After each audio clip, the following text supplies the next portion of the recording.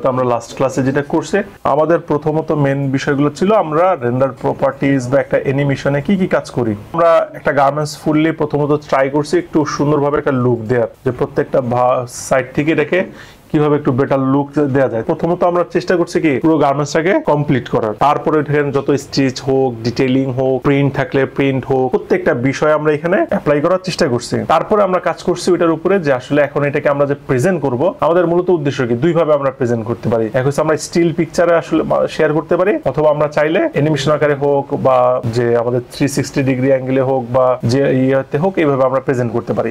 সেই প্রেজেন্টেশনের জন্য আমরা আসলে যেটা করতে পারি এটাই। এবং এটার সাথে আমরা যেটা শেয়ার করছি আরেকটা জিনিস, সেটা হচ্ছে colour way, multi colour way, যে বিষয়গুলো যে আপনি একটা দুইটা তিনটা কালার ওয়ে কিভাবে অ্যাড করতে পারেন একই গার্মেন্টসে, সেটা নিয়ে আমরা আলোচনা করছি। ইভেন দো আপনি একই গার্মেন্টসে আপনি চাইলে বিভিন্ন ধরনের গ্রাফিক্সের কালার চেঞ্জ করতে পারেন, মোটিভ চেঞ্জ করতে পারেন, প্রিন্ট চেঞ্জ করতে পারেন, সবগুলা বিষয় এখানে ছিল। যখন আমি দেখবো ওকে আমার সাইড সেম, আমার প্রত্যেকটা পার্ট ঠিক আছে, তখন আমরা চাইলে আমাদের ফাইনাল কাজে মুভ করতে পারবো।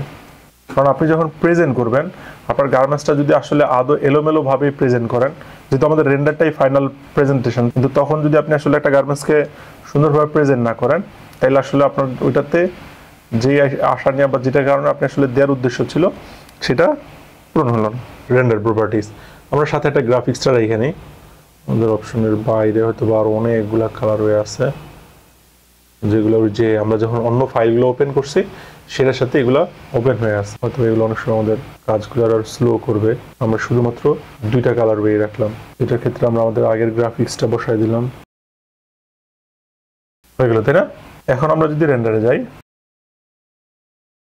এখন এটাকে আমরা সেভ করছি, রেন্ডার করছি কি হিসেবে, ট্রান্সপারেন্ট হিসেবে আছে। এখন আমরা চলে যাব আসলে কি আরেকটা পার্টে, কিসে আমরা স্টিলটা দেখছি, এখন আমরা একটু টার্নেবল ইমেজে চলে গেলাম। কিভাবে? এখন আমরা এই ইমেজ সেটিং এ আসার পরে এখানে দেখলাম আমাদের আসছে কি টার্নেবল ইমেজ এবং অ্যানিমেশন। তো আজকে আমরা যেটা দেখবো যে টার্নেবল ইমেজ করতে গেলে আমরা আসলে কি কি করব। চলে গেলাম আমরা টার্নেবল ইমেজের ক্ষেত্রে। প্রথমত যদি আমরা থাম্বনেল ইমেজটাতে দেখি, টার্নেবল যেটাকে আমরা বলতেছি কালার ওয়ে সবগুলোকে আমরা নিব কি নিব না। যদি সবগুলা কালার ওয়ে নেই তাহলে কি হবে, যে আমরা প্রত্যেকটা এই যে করতেছি একসাথে, ধরেন আপনার 360টা ইমেজ আছে, তো 360টা দিয়ে আপনি যতগুলা কালার ওয়ে করবেন ততগুলোর সাথে ইনটু হবে, আর সময় ওইভাবে লাগবে। অথবা আপনি কাস্টম করে নিতে পারেন। আমরা একটা হয়তো কাস্টম করে একটা কালার ওয়ে এখানে সেট করলাম, আপাতত শুধুমাত্র এই একটা নিয়ে করব। এখন দেখি আমরা এটা চলে আসলো আমাদের টার্নেবলে। তো আমি টার্নেবল থেকে কি করলাম, আমাদের ইমেজ কাউন্ট কয়টাতে দিব। আমরা তো জানি যেটা কিভাবে ঘুরাইতে পারি, তাই না? ঘড়ির কাটার মতন ঘুরবে কিনা বা এন্টি ক্লক ঘড়ির বিপরীতে ঘুরবে, এই দুইটা আমরা এখান থেকে সেট করে নিতে পারি। বাট আমরা প্রথমত দেখলাম যেহেতু আমাদের একটু সময় কম, শুধুমাত্র এক্সাম্পল দেখানোর জন্য আমরা কি করি 16টা পিকচার দিয়ে করলাম।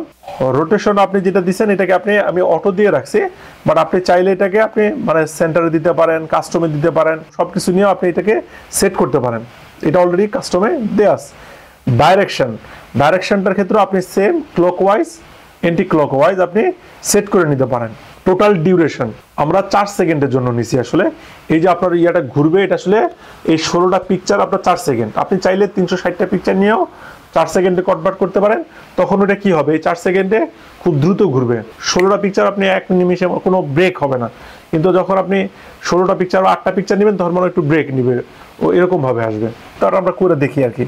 তো আপনি এখানে দেখবেন আপনাদের ইয়েতে অটো এই জায়গাটাতে দেখবেন সেভ ভিডিওটা ক্লিক করা থাকে না অনেক সময়। তো যদি এটা না করেন তাহলে শুধুমাত্র পিকচারগুলো সেভ হবে। তখন আবার আপনি একটু হতাশ হয়ে যেতে পারেন যে কি ব্যাপার, কোনো ভিডিও নাই কেন। আমরা এই সময় সবসময় এটা যদি ভিডিও চাই তাহলে এখানে এটা অন করে রাখবো।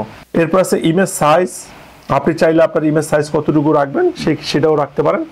আমরা ওই রেজলিউশনটা কমাই দিলাম এখান থেকে।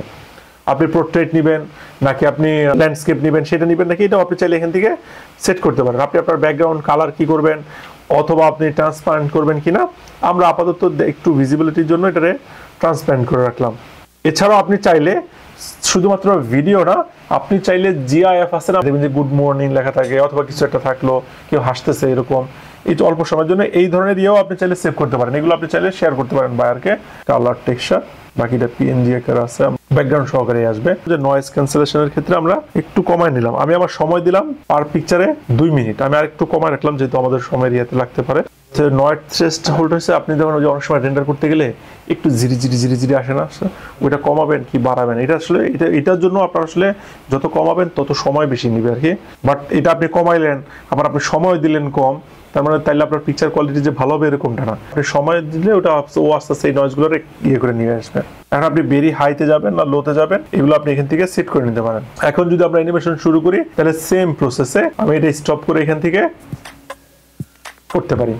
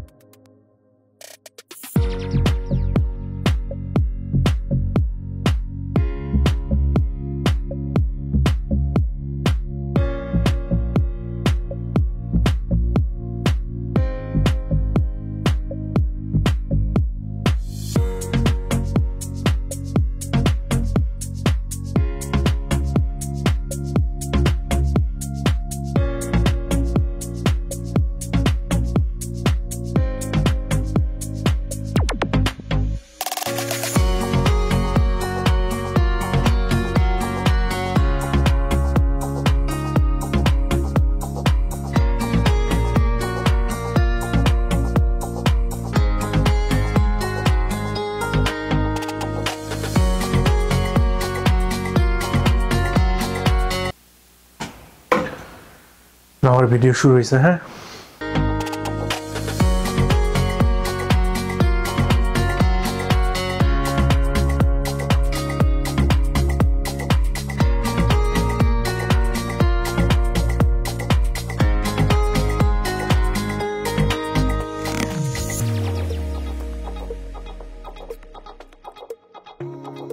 এখন দেখেন আমার এখানে কিন্তু 16টা পিকচার আছে, একবারে প্রথমটা থেকে শুরু করে নিয়ে 16টা পর্যন্ত।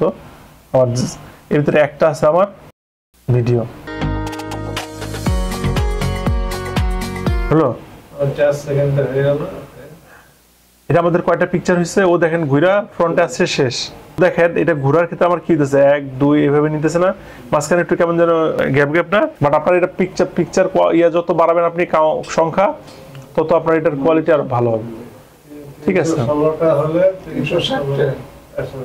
তাহলে আমরা তো এই বিষয়টা মোটামুটি ক্লিয়ার যে আমরা কিভাবে আসলে একটু অ্যানিমেশন করব।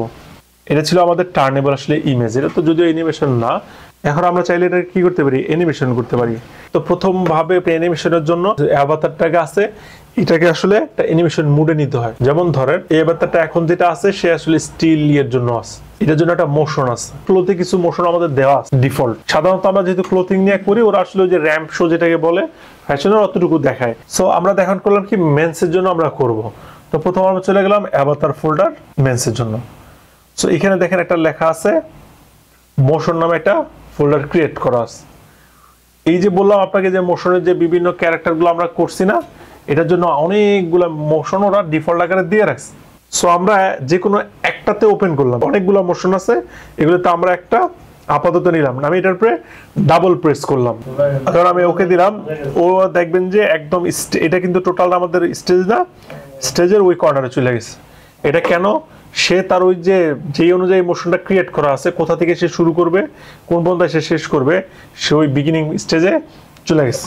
এখন আমরা এই যে এখানে দেখেন একটা অপশন আছে না সিমুলেশন, আমরা যদি এখানে প্রেস করি তাহলে একটা এই অ্যানিমেশনটা আসলে আসার পরে ওর এটা আমাদের যে আমরা যে অ্যানিমেশন করব বা ক্রিয়েট করব সেই বোর্ডটা এইটা হচ্ছে এইটা। আপনি যে কতটুকু হাঁটবেন কিভাবে আসবেন মোশন টোটালটা এখানে। তো প্রথমত ও যে এটা আসবে এই যে ওয়ার্ক স্টেশনটা কতটুকু সে হাঁটবে সেটা একটা ডিসটেন্স আপনারা এখানে দেয়া আছে। এগুলোকে আসলে বলে কি ফ্রেমও বলে। কি ফ্রেম বলতে বোঝায় যে প্রথমত আপনি আসলে কতটুকু দ্রুত যে অ্যানিমেশনটা করবেন টোটালটা। এখানে ধরেন আপনি টোটাল যে অ্যানিমেশনটা নিছেন সেটার কি ফ্রেম আছে কয়টা 300 আছে। এই 300কে আপনি আসলে চাইলে কতটুকু হাঁটাবেন কতটুকু কমাবেন শুরু করবেন সব কিছু এখান থেকে সেট করতে পারেন। ইন ফ্রেম দেখেন এখানে দেয়া আছে 45। আসলে এই 45 হইছে আপনি ওই যে ইয়েতে মানে ডিসটেন্সটা কতটুকু, বাট আমরা আসলে নিব এটাকে 440 দিয়ে নিলাম।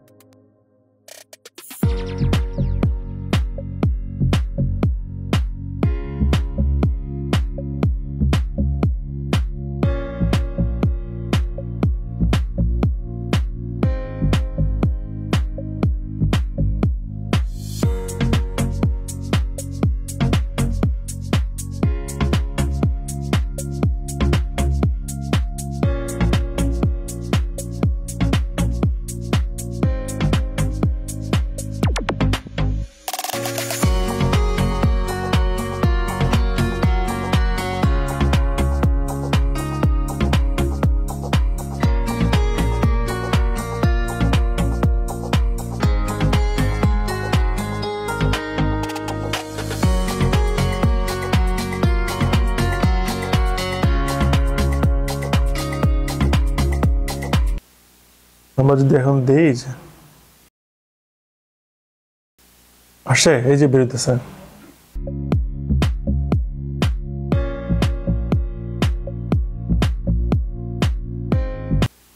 আমরা চাইলে এটাকে আরো জুম করে কাছে নিয়ে আসতে পারি আমার প্রয়োজন অনুযায়ী।